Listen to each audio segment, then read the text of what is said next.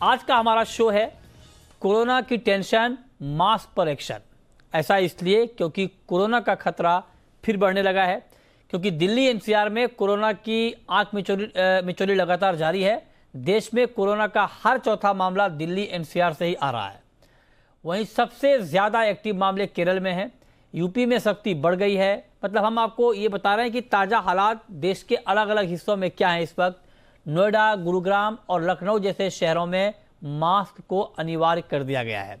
आज हम इसी मुद्दे पर बात करेंगे और समझेंगे कि आखिर बड़े पैमाने पर वैक्सीनेशन के बावजूद कोरोना का खतरा फिर से क्यों मंडराने लगा है, और क्या कोरोना का ये खतरा और बढ़ सकता है या इसमें बहुत दम नहीं है, पहला सवाल। और दूसरा बड़ा मुद्दा ये कि आखिर क्यों ये मामले बढ़ने लगे हैं और इसको रोकने के लिए क्या कोई नई स्ट्रैटेजी बनानी पड़ेगी। इस पर हम डिटेल में बात करेंगे, लेकिन उससे पहले देखिए ये खास रिपोर्ट।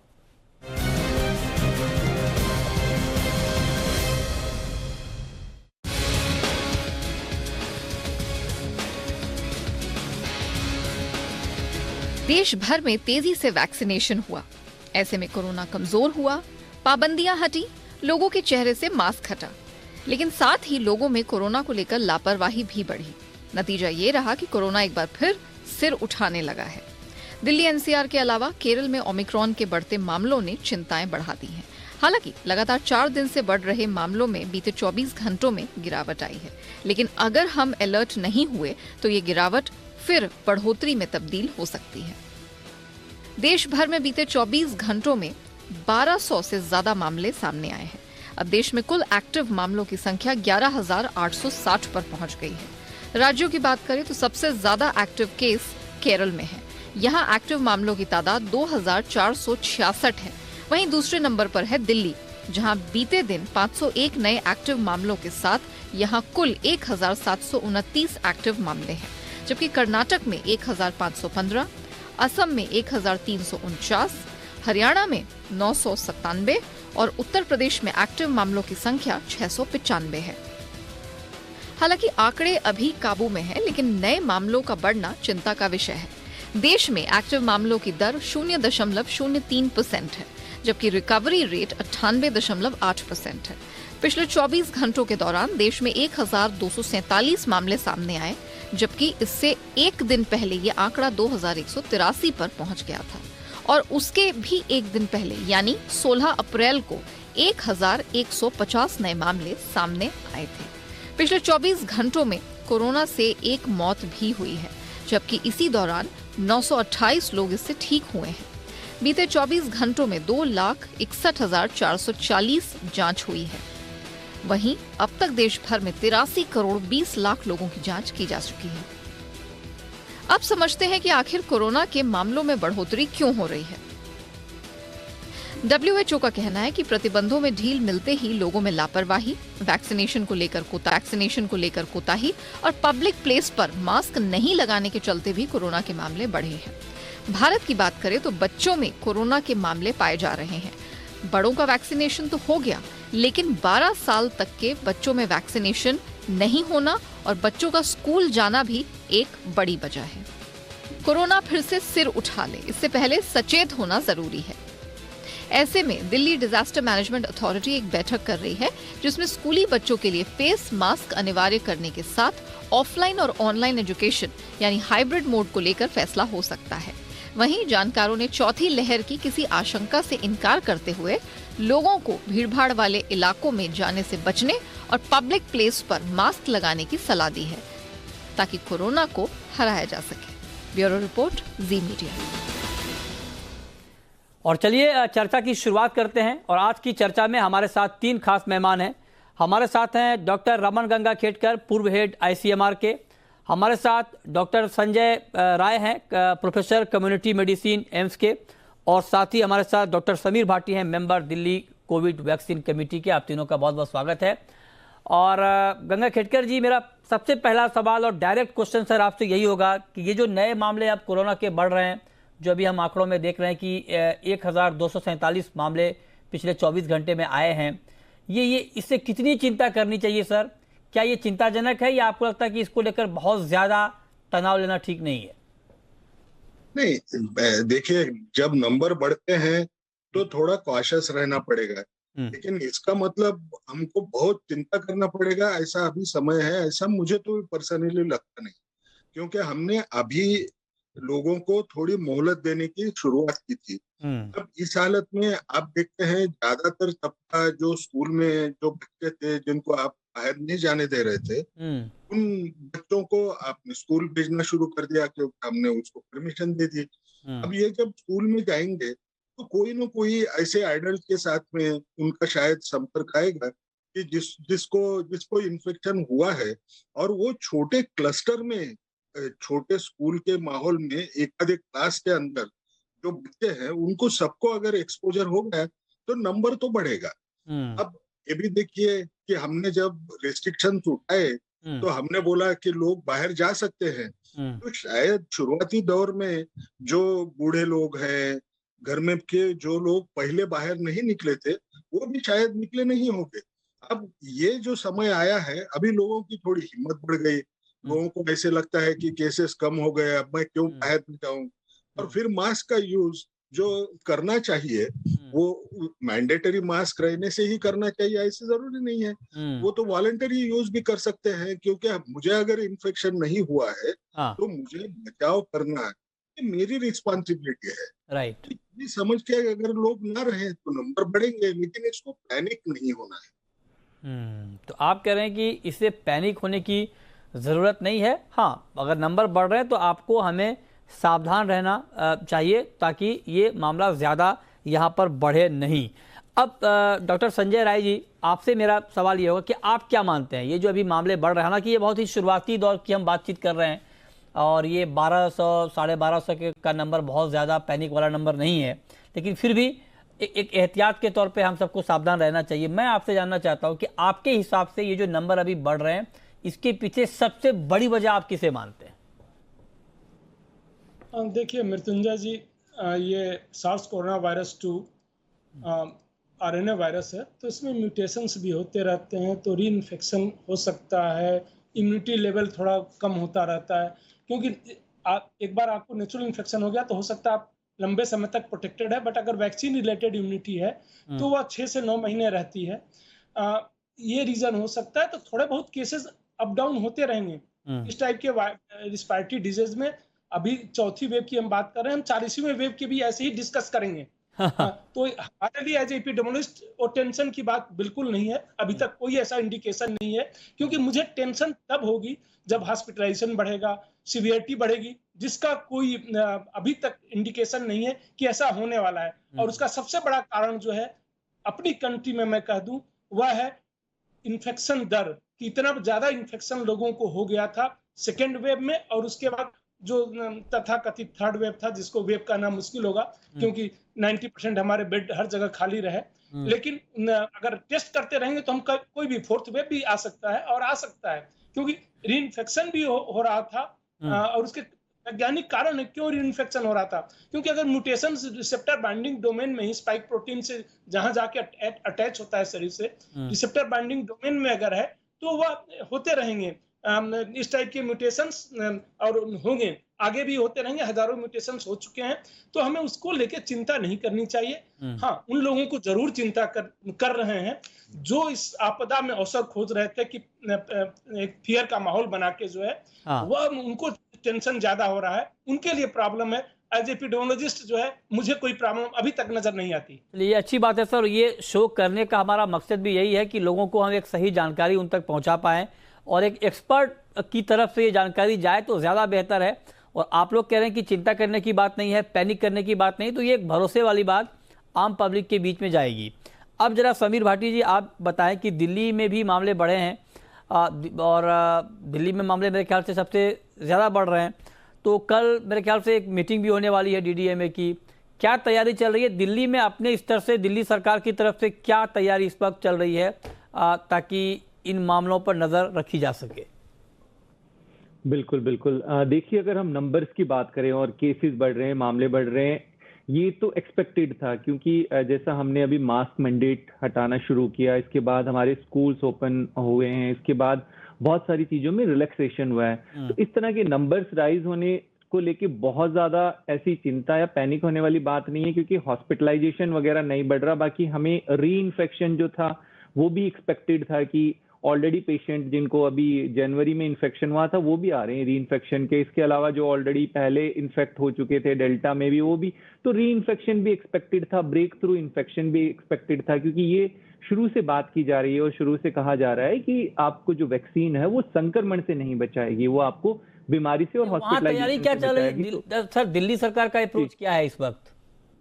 बिल्कुल बिल्कुल, देखिए दिल्ली सरकार की अभी स्पेशली बात करें तो स्कूल्स को क्लोज करने के लिए तो अभी नहीं है उसमें, और गाइडलाइंस में सिर्फ अमेंडमेंट्स यही है कि जो टेस्टिंग ट्रैकिंग वाली है स्ट्रेटजी, जो रैंडम टेस्टिंग है उसको थोड़ा सा और बढ़ाया जा सकता है, ताकि जो हम वायरस को जो कंटेन करने वाली बात कर रहे हैं शुरू से, ट्रांसमिशन को कंट्रोल रखें हम।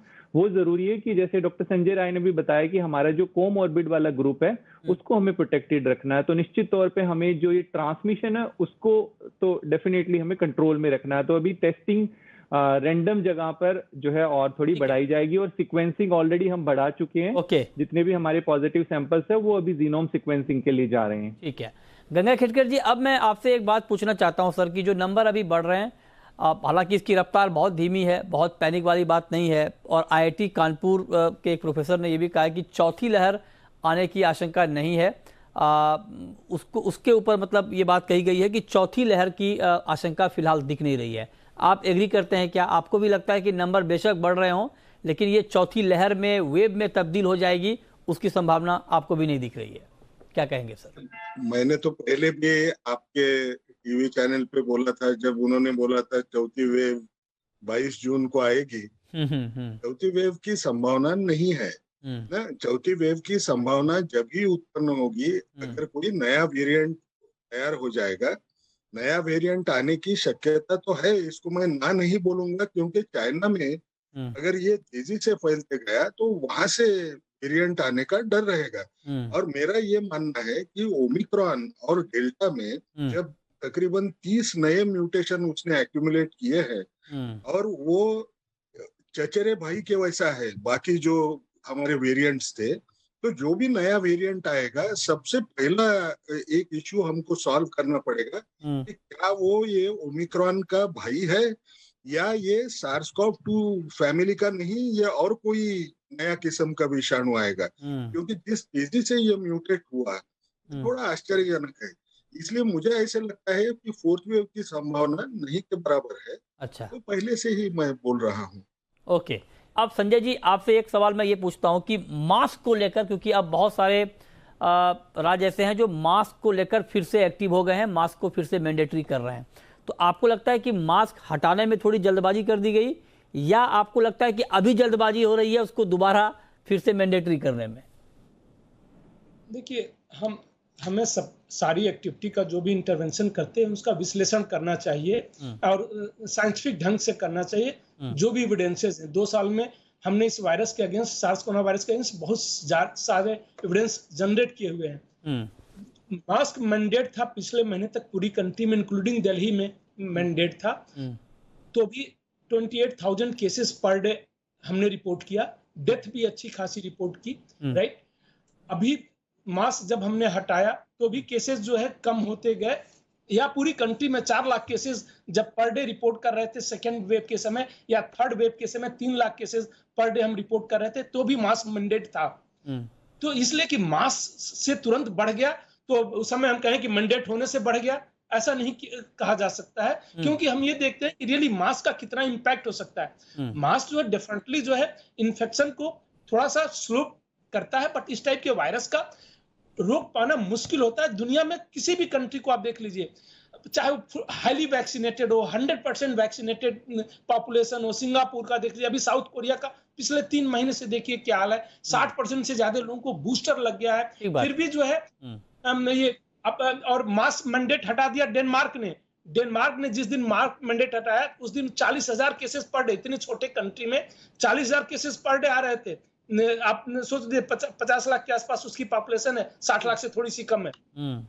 सभी लोगों ने क्रिटिसाइज किया, WHO ने सबने, आज जो है 2000 से भी कम केसेस पर डे आ रहे हैं, 10 से भी कम डेथ पर डे रिपोर्टेड है। तो ऐसा नहीं है कि मास्क जो है उसने सब कुछ हटा दिया, सारा रिस्ट्रिक्शन हटा दिया क्योंकि हाईली वैक्सीनेटेड है और अब नहीं हटाएंगे तो कब हटाएंगे, तो ये तो मास्क लाना और ये ठीक है, प्रोग्रेशन स्लो होता है, बट हम जिस कंडीशन में हैं उसमें प्रोग्रेशन स्लो की भी बहुत जरूरत नहीं है, एडवाइजरी जारी कर देनी चाहिए। कुछ लोग जो है मास्क जो है उनको फायदा कर सकता है जिनको कभी इन्फेक्शन नहीं हुआ, क्योंकि इन्फेक्शन नहीं हुआ तो आप थोड़े से रिस्क पे हमेशा है।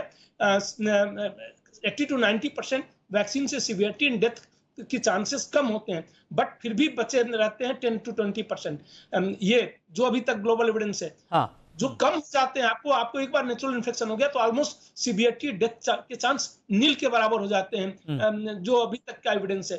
तो जिनको नहीं हुआ है एडवाइजरी हमें जारी कर देनी चाहिए कि उनको जो है पर्सनल फायदा जरूर मिलेगा और प्रोग्रेशन स्लो होगा, और वो तब ज्यादा जरूरी हो जाएगा अगर हमारी हॉस्पिटलाइजेशन बढ़ जाता है, हमारा सिस्टम ओवरवेलम्ड हो जाता है। उस समय जो है ये मैंडेट अगर इसे या रिस्ट्रिक्शन कोई भी हम करते हैं तो इसलिए करते हैं कि स्लो प्रोग्रेशन करें, नहीं रोक पाएंगे। दिल्ली का सीरो सर्वे डेटा बताता है कि 90%, इवन बच्चों में 80% ज्यादा लोगों को हमने इन्फेक्ट कर दिया। सारे स्ट्रेटजी के बाद इतने हमने कंटेनमेंट जोन बनाए, सब कुछ बनाया, फिर भी इन्फेक्शन को नहीं रोक पाए, क्योंकि ये सारे मेजर्स जो हमने किए, चाहे वो लॉकडाउन किए, नाइट कर्फ्यू किया, सारा मेजर जो भी, सभी लोग मास्क पहने, मैंडेट किया, 2000 रुपए फाइन लगाए, वह क्यों किया? सिर्फ एक, क्योंकि इसको जो है इन्फेक्शन को रोक लें।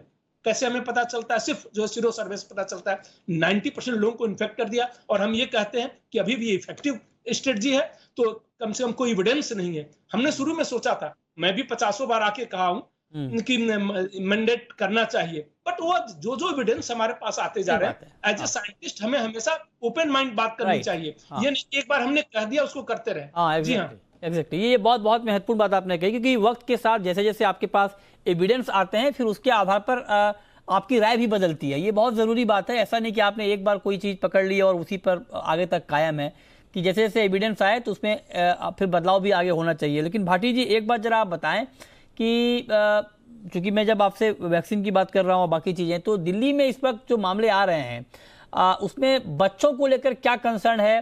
क्योंकि 12 साल से कम के बच्चे, अभी वहां पर वैक्सीनेशन भी शुरू नहीं हुआ है, तो बच्चों को लेकर क्या प्लानिंग, और चूंकि स्कूल खुल गए हैं, बच्चे स्कूल भी जा रहे हैं, तो वहां पर क्या फोकस हो रहा है?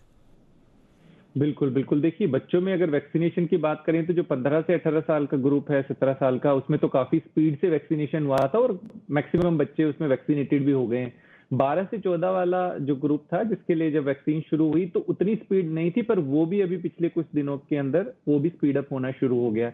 उससे कम उम्र के बच्चे पहले ही जिस तरह से कम्युनिकेशन हुआ है, बच्चा जब हमने सेकेंड वेव में सीरो सर्वे किया था उस टाइम भी काफी ज्यादा बच्चे ऑलरेडी इन्फेक्ट हो चुके थे, और उसके बाद फोर्थ सीरो सर्वे किया, उसमें 90% के करीब बच्चे ऑलरेडी इन्फेक्टेड हो गए थे। तो बच्चों में भी उस तरह से काफी एक सर्टेन एज ग्रुप है जिसमें हाइब्रिड इम्यूनिटी और बाकी बच्चों में नेचुरल इन्फेक्शन, और बच्चों में वो हमने सीवियरिटी ऑफ डिजीज भी नहीं देखी है। स्कूल के लिए नई एसओपीज आ रही है, और अभी कल भी जो मीटिंग है उसके बाद भी अगर स्कूल्स में कुछ और इस तरह की स्ट्रैटेजी में कुछ और बदलाव हो सकते हैं, जिसके अंदर स्कूल बंद करने के ऊपर किसी भी तरह की कोई गाइडलाइंस नहीं है, कि उसमें कस्टमाइज्ड अप्रोच जरूर रह सकती है कि किसी क्लास के अंदर डेफिनेटली कोई पॉजिटिव आ रहा है तो उस चीज के लिए वो वहां तक सीमित रहेगा, ना कि स्कूल को बंद किया जाएगा। ठीक है। और हाइब्रिड क्लास के ऊपर भी आगे फर्दर विचार किया जा सकता है। ठीक है, तो आप कह रहे हैं कि स्कूल बंद करने का कोई प्लान नहीं है, लेकिन हाइब्रिड क्लास को लेकर आगे विचार हो सकता है।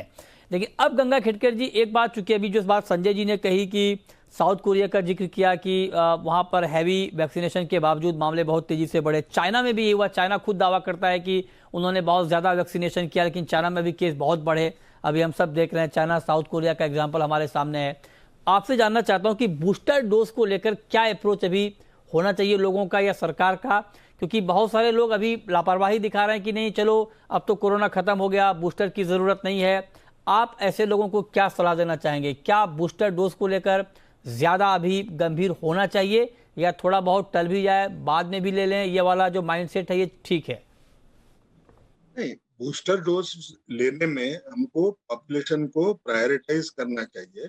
तो 60+ है, जिनको कोमॉर्बिडिटीज है, उन लोगों ने तो सबसे पहले लेने की कोशिश करना है, क्योंकि वो अगर नहीं ले और कोई नया वेरिएंट आए, या ऐसे हम समझते हैं हमारे यहाँ तो ओमिक्रॉन अभी अभी होके गया, तो ओमिक्रॉन के नेचुरल इन्फेक्शन की जो इम्यूनिटी है वो हमको काफी समय तक, अगले 6 से 9 महीने तक वो हमारे को प्रोटेक्ट करेगी।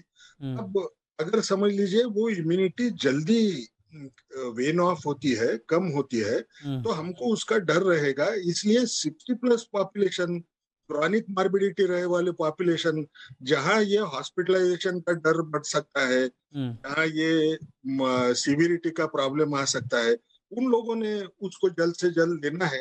ये हमने सब लोगों को बोलना बहुत जरूरी है, ऐसे मुझे लगता है। ठीक है संजय जी, आपका व्यू क्या है बूस्टर डोज पर? 90% लोगों को अगर इन्फेक्शन हो गया और वो बेस्ट प्रोटेक्शन देता है, 2 डोज भी हम सबको लगा चुके हैं, तो एटलीस्ट मेरी समझ से परे है कि बूस्टर कोई बेनिफिट देगा। हाँ, उन लोगों में सिर्फ बेनिफिट दे सकता है जिनको कभी इन्फेक्शन नहीं हुआ, उनमें थोड़ा सा जो खोजना बहुत ही मुश्किल है। उनमें डेफिनेटली जो एविडेंसेस हैं कि उनमें थोड़ा सा बेनिफिट मिलने की संभावना है।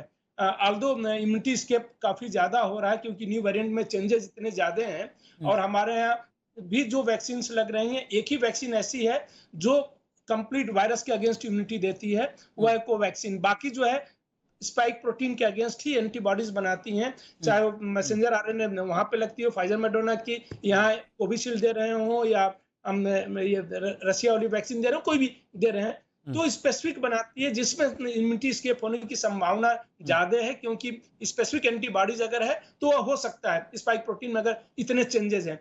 तो अभी एटलीस्ट मेरे समझ में नहीं आता, और हमें इसमें ईमानदारी पूर्वक बातें करनी चाहिए, क्योंकि हमारा ओवरऑल है कि कंट्रोल होना चाहिए। राइट। तो क्या कंट्रोल में कितना हेल्प करेगा किसी में, चाहे इन्फेक्शन को रोकने में, सीवियरिटी और डेथ में, तो इन्फेक्शन में कोई भी वैक्सीन काम नहीं करता, सीवियरिटी और डेथ में क्या एक बार नेचुरल इन्फेक्शन होने के बाद बेटर है। और ऐसा इसलिए मैं कह रहा हूं कि देखिए, एक हमेशा जो है प्रॉब्लम भी होती है वैक्सीन से, थोड़ी प्रॉब्लम भी हो सकती है, ऐसा नहीं है कि बेनिफिट है। 80 to 90% बेनिफिट है तब जब ससेप्टेबल पॉपुलेशन था, ह्यूज बेनिफिट रोज हम कहते थे। अब जो है जब इम्यूनिटी इतनी ज्यादा है तो एडी जो है एंटीबॉडी डिपेंडेंट इनहेंसमेंट होने के भी चांसेस हैं। हमें देखना पड़ेगा कि फुल्ली वैक्सीनेटेड कंट्री में जहां नेचुरल इन्फेक्शन नहीं हुआ था, वहां पे क्यों इतनी डेथ हो रही है, और जहां पे वैक्सीन, जैसे साउथ अफ्रीका में देखिए, तो वहां आज की डेट में भी 32% फुल्ली वैक्सीनेटेड लोग नहीं है, वहां जो है 10 से कम पर डे डेथ हो रही है।